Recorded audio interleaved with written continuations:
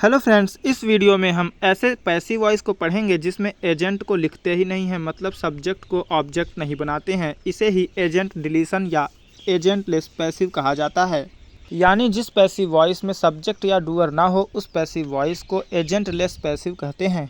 ये बातें सुनकर आपके मन में ऐसा विचार आ रहा होगा कि आखिर वे कौन से सब्जेक्ट हैं जो पैसिव वॉइस में नहीं लिखे जाते।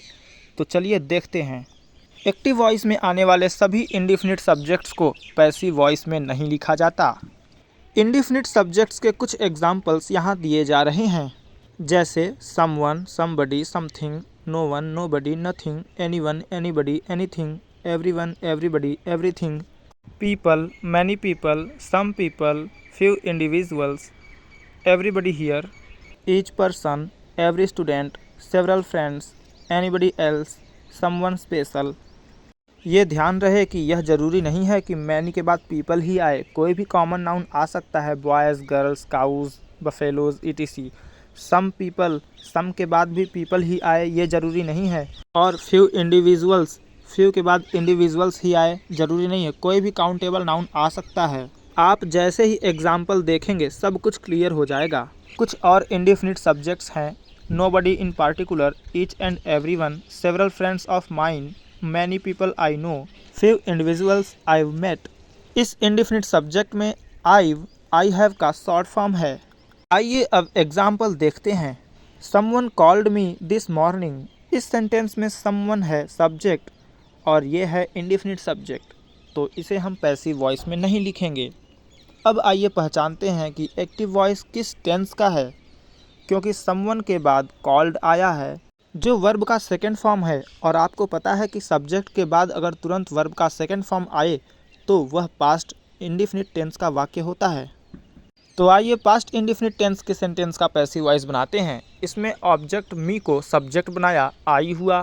फिर पास्ट इंडिफिनिट टेंस का बनाते समय हम वाज या वर का प्रयोग करेंगे हेल्पिंग वर्ब के तौर पर, तो वाज लगाया, फिर वर्ब का थर्ड फॉर्म कॉल्ड, और उसके तुरंत बाद बाई और सब्जेक्ट लगता है, लेकिन हम यहाँ इंडिफिनिट सब्जेक्ट होने के कारण समवन को नहीं लगाएंगे, डायरेक्टली हम दिस मॉर्निंग लिख देंगे। आइए नेक्स्ट सेंटेंस का पैसिव वॉइस बनाते हैं, जिसमें everyone loves a good story है।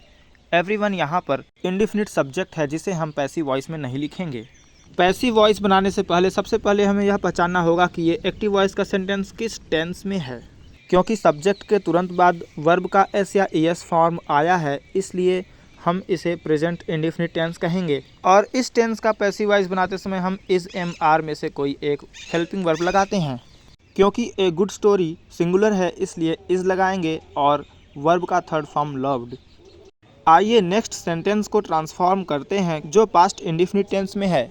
क्योंकि इंडिफिनिट सब्जेक्ट समबडी के बाद वर्ब का सेकेंड फॉर्म लेफ्ट आया है, इसीलिए यह सेंटेंस पास्ट इंडिफिनिट टेंस का सेंटेंस हुआ।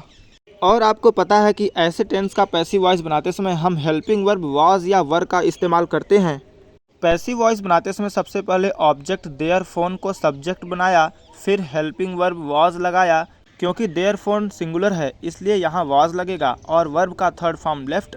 इस वर्ब के थर्ड फॉर्म के बाद हमें इंडिफिनिट सब्जेक्ट समबडी को लगाना ही नहीं था, इसलिए डायरेक्टली इन माई कार लिख दिया। नेक्स्ट सेंटेंस में सब्जेक्ट है मैनी पीपल आई नो, बहुत सारे लोग जिन्हें मैं जानता हूँ, और उसके बाद वर्ब का फर्स्ट फॉर्म है जिसमें एस या एस नहीं लगेगा क्योंकि मैनी पीपल प्लूरल था। इससे हमें पता चल गया कि ये प्रेजेंट इंडिफिनिट टेंस का सेंटेंस है। अब हम इसका पैसिव वॉइस बनाते समय इस एम आर में से कोई एक हेल्पिंग वर्ब लगाकर पैसिव वॉइस बनाएंगे।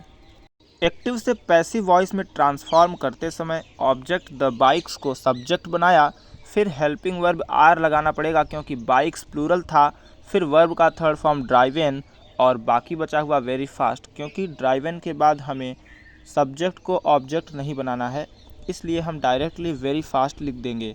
इस सेंटेंस में फास्ट एडवर्ब है जो वर्ब ड्राइव की विशेषता बता रहा है कि तेज ड्राइव कर रहा है, और वेरी भी एक एडवर्ब है जो एडवर्ब फास्ट की विशेषता बता रहा है। सभी पार्ट्स ऑफ स्पीच के विषय में हम एक अलग वीडियो में पढ़ेंगे।